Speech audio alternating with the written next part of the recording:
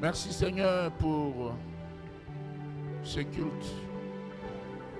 Merci pour ces instants que tu nous donnes, Seigneur, de pouvoir partager ta parole. Ta parole est sacrée. Seigneur, bénis-la sur mes lèvres, dans nos cœurs. Permets que cette parole, Seigneur, ait un écho favorable dans les cœurs. Pour que, Seigneur, les gens se tournent vers toi et que ton nom soit glorifié. Reçois honneur et gloire. Toi qui es Dieu. Seigneur, merci. Merci. Bénis ces instants. Au nom de Jésus. Amen.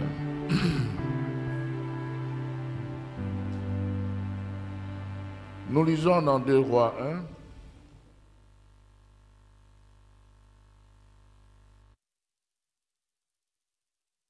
On aurait pu commencer à partir du verset 1, mais nous commençons à partir du verset 3.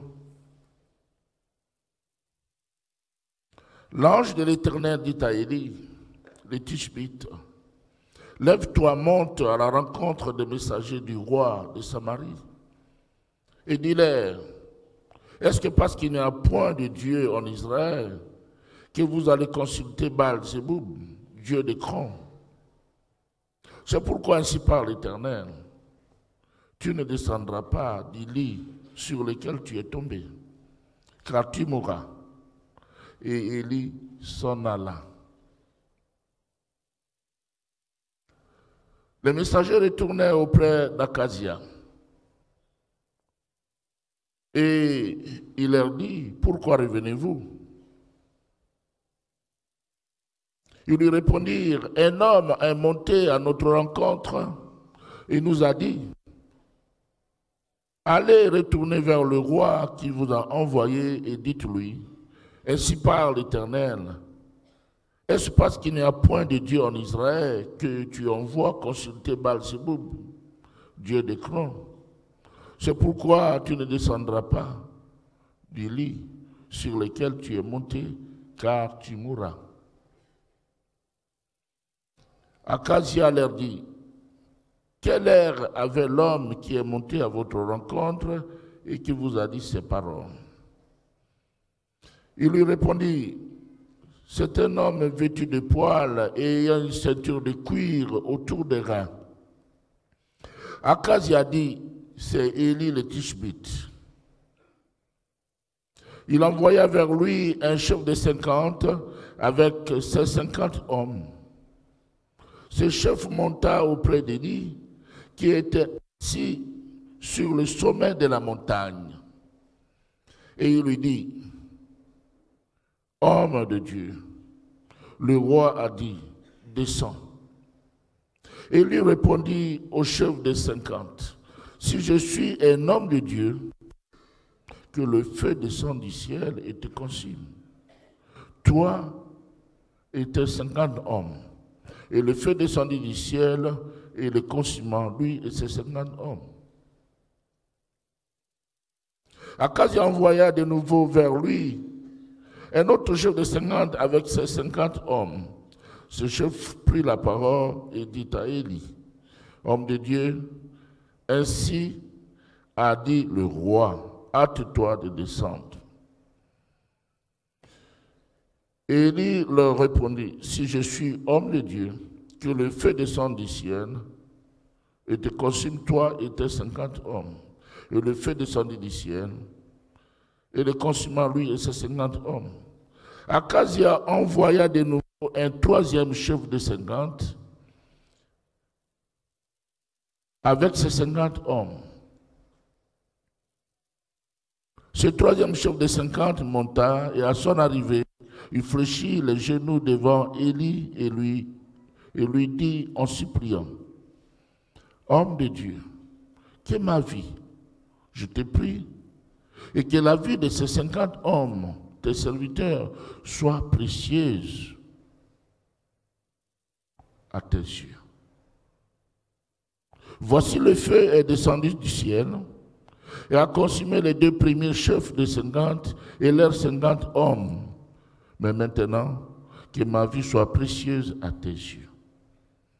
L'ange de l'Éternel dit à Élie, descends avec lui, n'aie aucune crainte de lui. Élie s'éleva et descendit avec lui vers le roi.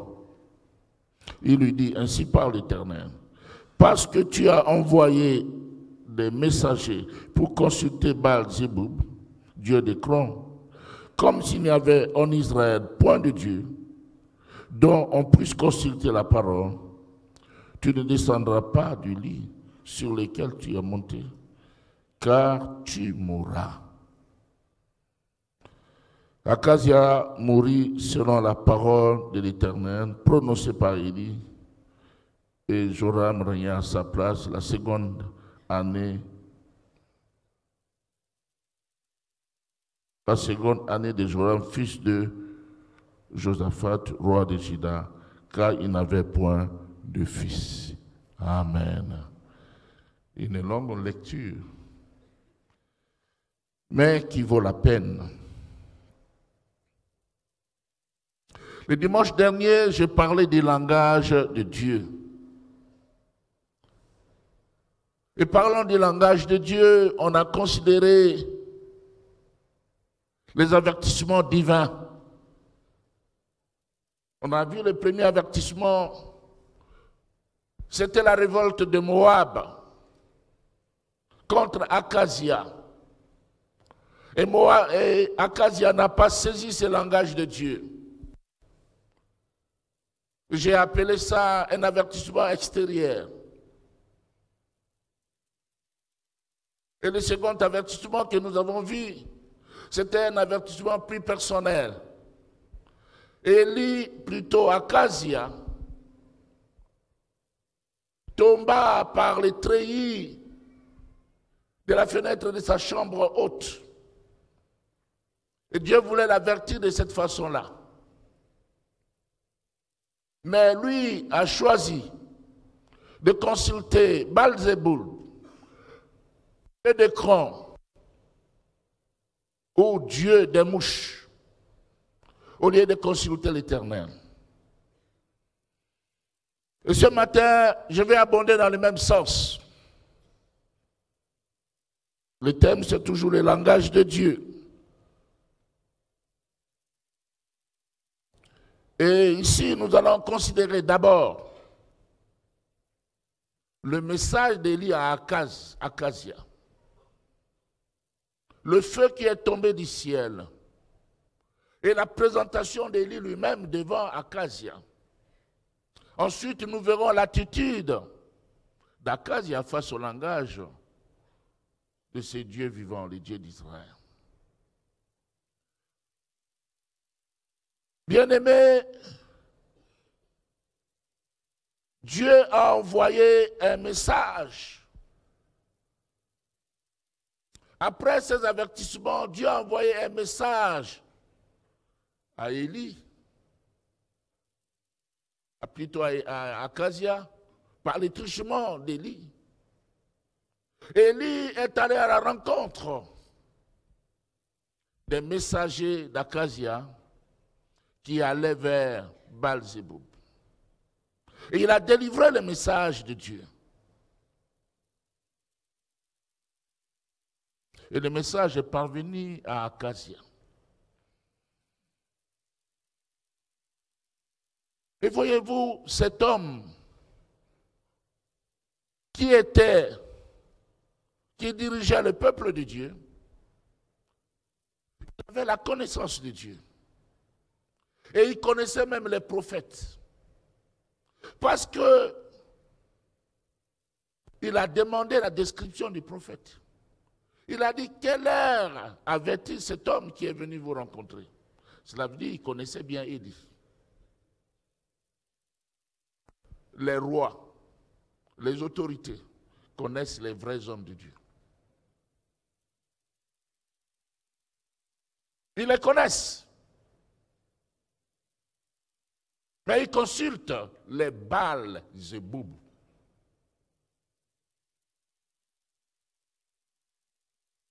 Il connaissait Élie. Il a dit, c'est Élie, le Tishbite. J'aimerais que nous lisions ce passage pour que vous puissiez bien comprendre cela.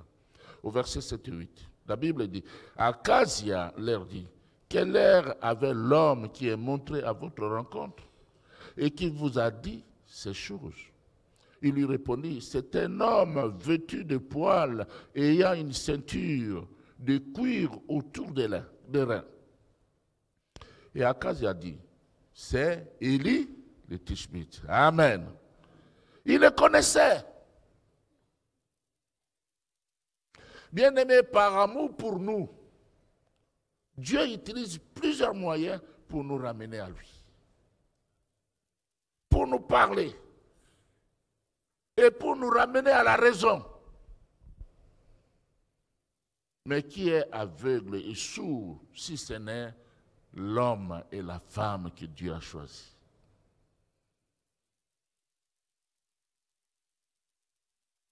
De nos jours, frères et sœurs, Dieu nous parle. Il nous parle comme ce matin. Mais comment recevons-nous la parole de Dieu?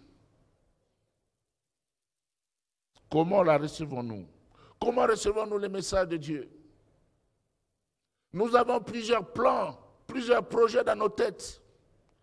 Et quelquefois, ce sont des projets qui ne rencontrent pas la volonté de Dieu. Des projets. Peut-être qu'il y a des promesses. Comme Balak a promis d'honorer Balaam et de lui faire des dons. Quelquefois, on est gagné par l'appât du lucre. On veut avoir l'argent par tous les moyens. Et hier, à la réunion des couples, on a dit que l'argent, c'est la racine de tous les maux. La racine de tous les maux. Balaam, qui était serviteur de Dieu, va demander encore à Dieu s'il peut aller alors que Dieu avait parlé. Dieu ne change pas. Quand Dieu a parlé, c'est comme ça. Il demande à Dieu s'il peut aller. Dieu comprend que Balaam convoitait déjà ce qui lui était promis. Il a permis qu'il parte.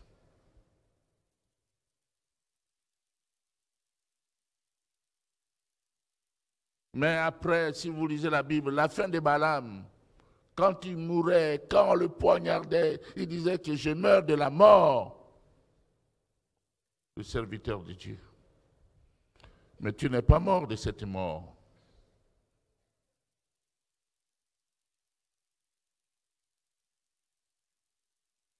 Dieu parle. Et si tu entends sa parole, n'endurcis pas ton cœur ce matin. N'endurcis pas ton cœur. Bien-aimé, la parole de Dieu est exécutoire. Elle ne se discute pas, ni ne se marchande. Quand Dieu a parlé, c'est comme ça. Nous avons l'exemple de l'officier du roi et Élisée concernant la délivrance de Samarie. Nous pouvons lire dans nos Bibles, dans 2 Rois, 7 versets, 1 à 2, et puis nous sautons pour lire au verset 16 et 17. Écoutez ce que la Bible dit. Élisée dit, écoutez la parole de l'Éternel. Ainsi parle l'Éternel. Demain, à 7 heures, on aura une mesure de fleurs de farine pour un cycle et 2 mesures d'orge pour un cycle à la porte de Samarie. L'officier sur la main duquel s'appuyait le roi répondit à l'homme de Dieu. quand l'Éternel ferait des fenêtres au ciel, pareille chose arriverait-elle? Donc, vous voyez, il doutait. Et Élisée dit, tu le verras de tes yeux, mais tu n'en mangeras point. Et dans la suite, le peuple sortit et pilla les camps des Syriens. Et l'on mit une mesure de fleurs de farine pour un cycle, et 2 mesures d'orge pour un cycle seront la parole de l'Éternel. Le roi avait remis la garde de la porte à l'officier sur la main duquel il s'appuyait. Mais cet officier fut écrasé à la porte par le peuple et mourut selon la parole qu'avait prononcée l'homme de Dieu quand le roi était descendu vers lui. Amen. La parole de Dieu ne change pas. Et quand nous écoutons cette parole, nous devons la prendre au sérieux. La parole de Dieu, c'est aussi le souffle de Dieu.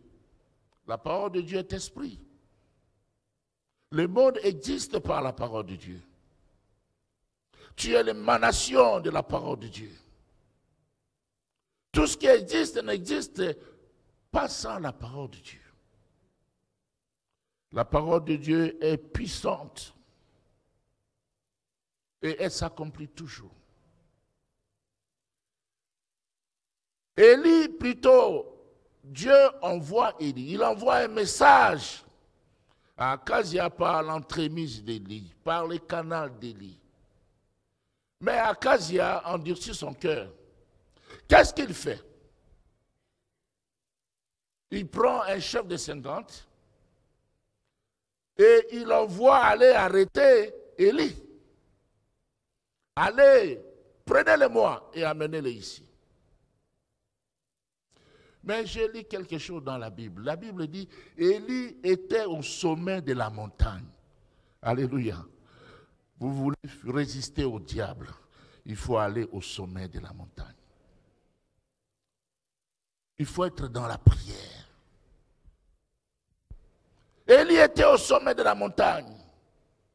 Quand le chef de 50 vient, il lui dit, homme de Dieu, descends, le roi t'attend. Quelle était la réponse d'Élie? Si je suis homme de Dieu, que le feu du ciel descende sur toi et sur les 50. Et cela est arrivé. Donc, Akazia a tué des gens innocemment comme ça. Par son endurcissement. Et il ne s'arrête pas là. Il ne s'arrête pas là.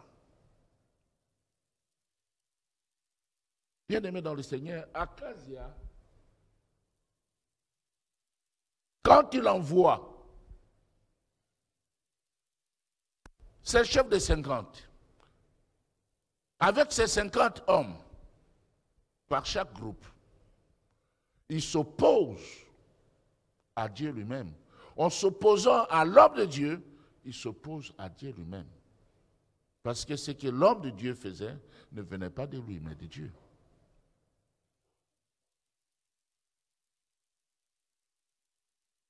Le Seigneur envoie le feu à 2 reprises. Il envoie maintenant un second chef. Le second chef subit le même sort. Et Akazia ne s'arrête pas. Vous voyez comment les gens peuvent s'obstiner dans le mal. Il ne s'arrête pas. Il envoie un 3e chef. Heureusement, ce 3e chef est allé sur le terrain de la grâce. Et la grâce vient aussi avec l'humilité. Cet homme supplie Élie.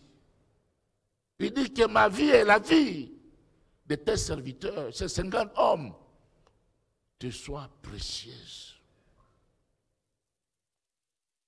que cette vie, que nos vies te soient précieuses. Cet homme, par là, il reconnaît qu'Élie est véritablement homme de Dieu. Et par la même occasion, l'ange de l'Éternel donne l'ordre à Élie. Descends, n'aie pas peur. Quand l'ange dit n'aie pas peur, je réfléchis un peu. Ça dit, Élie avait quand même un peu peur. Hein? Il avait quand même un peu peur. Les choses de Dieu, on les fait, non parce qu'on n'a pas peur. On a peur, mais c'est lui qui nous encourage. Alléluia. C'est lui qui nous encourage. J'ai dit le vendredi au frère qui a prêché, j'ai dit au début, je voyais que ça n'allait pas. Mais ensuite, il s'est rattrapé. Ce n'est pas facile de monter ici. Hein? C'est comme quand on est au match, au stade. On est là au pourtour. Ah, mais il devait faire ça. Il devait marquer le but. Mais quand on te demande d'entrer là-bas, tu commences à tomber n'importe comment.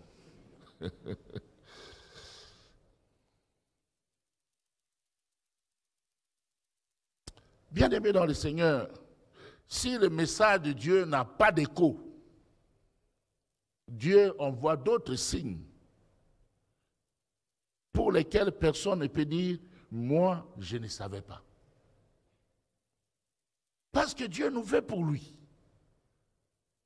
Dieu a envoyé d'abord Moab. Dieu a permis qu'il tombe par les treillis de sa fenêtre.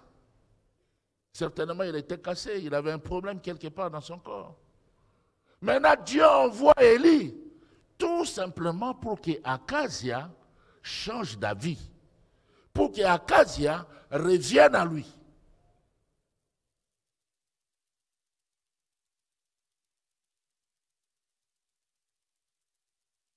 Bien-aimés, sachez que les difficultés que nous rencontrons, ce sont des occasions de nous rapprocher de Dieu. Des occasions. Au lieu de murmurer, au lieu de chercher nos propres solutions, tournons-nous vers le Seigneur. Alléluia. Et maintenant, Élie se présente lui-même devant Akazia. Il se présente. Donc Dieu a envoyé sa parole, il a envoyé son feu. Et en troisième lieu, il envoie son serviteur. Il envoie son serviteur. Élie lui-même se présente devant Akazia sur ordre de l'ange de l'Éternel. Et l'ange de l'Éternel, c'est l'image de Jésus. C'est la préfiguration du Seigneur. Lui-même se présente. Il avait peur. Mais la Bible nous dit, notre force, notre capacité vient d'en haut. Cela vient du Seigneur. Il se présente devant Akazia. Et il lui délivre le même message. Le message de Dieu ne change pas. Il y a des gens qui ont un message pour les pauvres, un autre message pour les riches. Non. Le message de Dieu est le même pour tous. Il lui délivre le même message. Tu as envoyé les gens consulter Baal-Zéboub parce que pour toi, il n'y a pas de Dieu en Israël. Par conséquent, tu mourras. Tu mourras. Quel courage! Le même message. Le même message.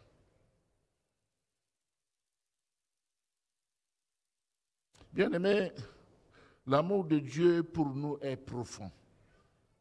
Parfois, même lorsque Dieu nous parle durement, c'est parce qu'il nous aime. Il veut que nous puissions changer de vie. Il veut que nous puissions nous transformer. Et il est dur. Il est dur. Dieu pouvait dire, je laisse tomber. Mais au contraire, il permet à son serviteur de répondre à l'invitation. De répondre à l'invitation.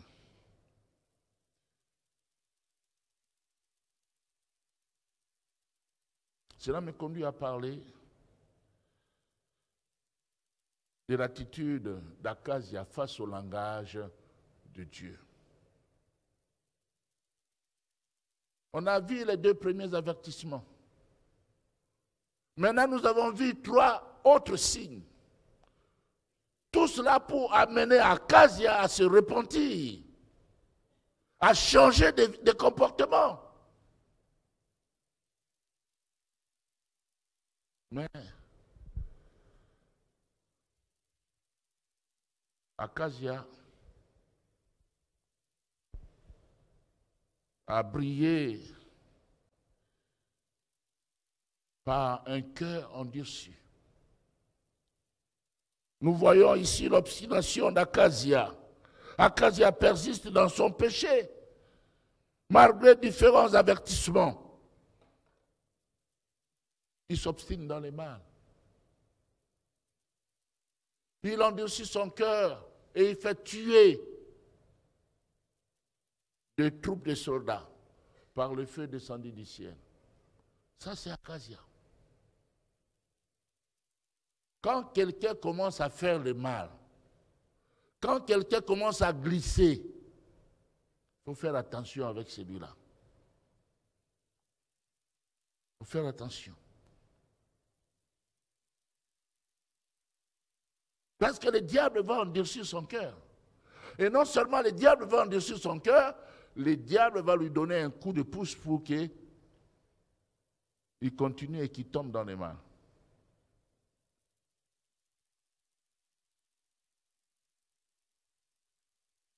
Dieu ne force personne, mais crée des situations pour que des hommes se tournent vers lui. Il ne force personne, mais il crée des situations. Ça, c'est son langage. Lorsque nous résistons, il insiste en multipliant des signes, des avertissements. Lisez avec moi Daniel 4, 33 à 34. C'est l'histoire de Nebuchadnezzar. Nous connaissons cet homme Nebuchadnezzar. C'était un roi puissant qui avait fait des conquêtes. Il avait fait des merveilles en son temps. Nebuchadnezzar. Mais par moments, quand Dieu élève les gens, ils ne s'imaginent pas qu'au-dessus d'eux, il y a Dieu. Ils veulent prendre la place de Dieu. Et Dieu est jaloux. Il est jaloux de sa position. Il ne partage pas sa position avec quiconque. Parce qu'il est Dieu. C'est lui notre créateur. Mais voyez quand les gens sont élevés par Dieu, que ce soit l'homme ou la femme, parfois la démarche change. On s'est dit, attends, Mouraga Boye. Waouh! Lisons dans Daniel 4, 33 à 34. Au même instant, la parole s'accomplit sur Nebuchadnezzar. Il fut chassé du milieu des hommes. Il mangea de l'herbe comme le bœuf. Son corps fut trempé de la rosée du ciel, jusqu'à ce que ses cheveux crussent comme les plumes des aigles et ses ongles comme ceux des oiseaux. Ça, c'est grave. Après le temps marqué, ça c'est lui-même Nebuchadnezzar, quand Dieu le réhabilite. Ça c'est au verset 34. Après le temps marqué, moi Nebuchadnezzar, j'ai levé les yeux vers le ciel et la raison me revint. J'ai béni le Très-Haut. J'ai loué et glorifié celui qui vit éternellement. celui dont la domination est une domination éternelle et dont le règne subsiste de génération en génération. Alléluia. Ça, c'est merveilleux. Lui qui se croyait au-dessus de tous, il a oublié qu'il avait une origine. Il a oublié que Dieu est le créateur de tout homme.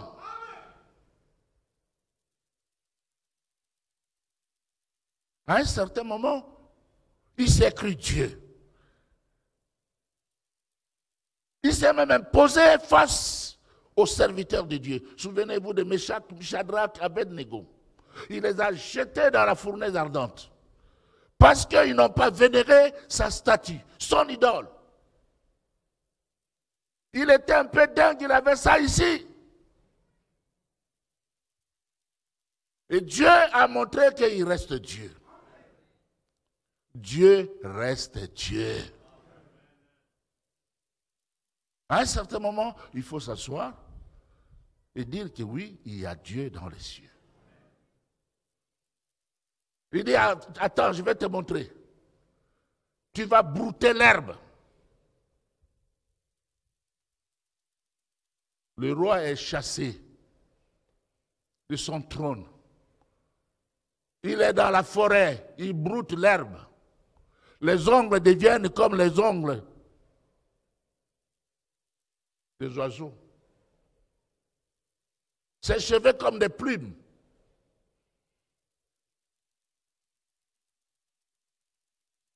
Par moments, je vois des garçons qui ont des cheveux comme des plumes, même à l'église. Tu veux devenir Nebuchadnezzar? Attends. Tu deviendras. Oui. Parce que Dieu n'aime pas les efféminés. Dieu t'a créé homme, tu restes homme. Ces histoires-là qui se passent en Occident, ce n'est pas ici. Ce n'est pas ici. Tu es homme, tu restes homme. Tu es femme, tu restes femme. Aux femmes, avec femme, homme, avec homme. Ça, c'est un péché. Bien-aimé, il ne faut pas chercher à bénir Dieu après avoir brouté l'herbe comme Nebuchadnezzar. Il ne faut pas. Quand on a tout son sens, c'est à ce moment qu'il faut louer le Seigneur. Alléluia. Akazia, lui, n'a pas compris le langage de Dieu. De nos jours, plusieurs s'obstinent dans leur logique au détriment de la parole de Dieu. Qu'est-ce qu'il raconte, lui? Il se croit qui? Je ne raconte rien. Je rapporte seulement la parole de Dieu. On s'obstine dans les mal. On vole, on escroque, on triche, on médit, on divorce. On vit dans la dégradation la plus abjecte, dans un dérèglement total. Et dimanche matin, on vient à l'église. On vient à l'église. C'est la maison de Dieu. Que Dieu nous garde. Bien-aimé, Akazia a manqué l'occasion de se repentir. Plusieurs occasions de nous repentir nous sont accordées. La nature même nous donne l'occasion de nous repentir. Vrai ou faux? Quand on voit la nature, ça ne provient pas des Big Bang, d'un boom. Il y a quelqu'un qui est à l'origine de ce monde, de cette terre qui se tient sans colonne. Il y a quelqu'un de plus intelligent, de plus puissant que tout le monde, même les diables. Il a été créé par celui-là. La nature nous donne l'occasion de nous repentir. Les médias aussi nous donnent l'occasion de nous repentir. La Bible elle-même nous donne l'occasion de nous repentir. Les églises nous donnent l'occasion de nous repentir. Les difficultés de la vie nous donnent aussi l'occasion de nous repentir. Il y a plein de choses qui nous donnent l'occasion de nous repentir. Mais des fois, il y a la honte de faire volte-face. Et ça, c'est l'orgueil. Il y a les cas d'Iraton. Parfois, on a peur de perdre sa gloire, de perdre ses avantages ou quelque chose d'autre. On a peur. Je peux tout perdre sauf Jésus. Sauf Jésus. Prenez-moi tout, sauf Jésus. J'aime mieux avoir Christ. C'est plus que l'or, c'est plus que les diamants. C'est plus que la gloire de ce monde. Finalement, Akazia est mort selon la parole de l'Éternel.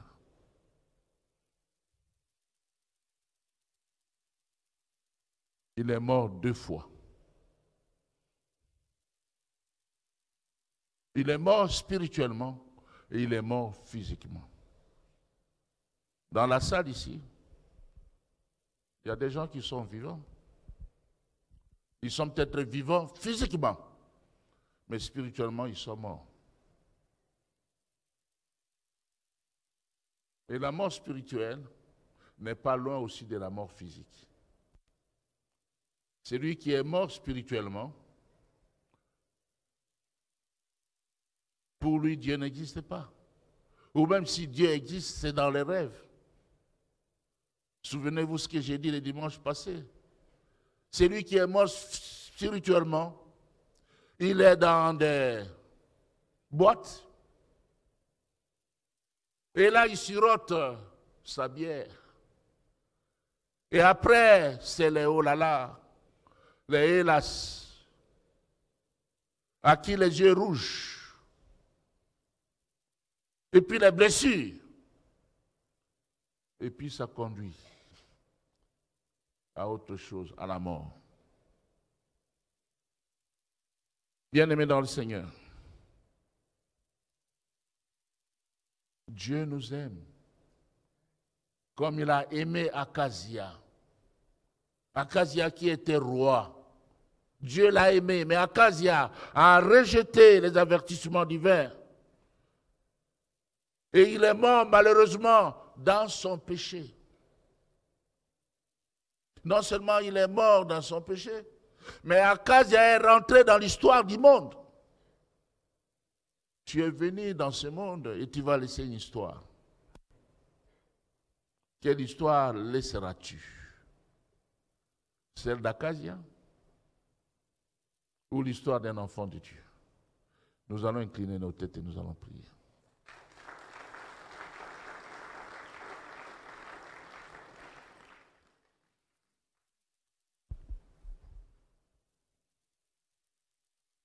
Bien-aimés dans le Seigneur, depuis le dimanche passé, cet homme Akazia nous a enseigné. Il nous a enseigné. Il nous a enseigné.